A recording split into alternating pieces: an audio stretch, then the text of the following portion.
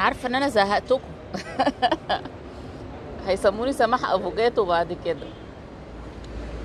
سماح افوكاتو، وانا شربت شويه يعني، بس قلت يعني ايه اشارككم اللحظه التاريخيه بالافوكاتو.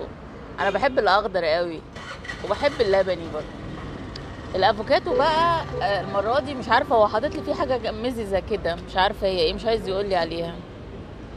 بس حلو برضه، هشربه برضه. الافوكاتو ده اكتر حاجه او اكتر دهون صحيه موجوده، حافظ على القلب والشرايين. انا انصح كل الناس تشرب افوكاتو.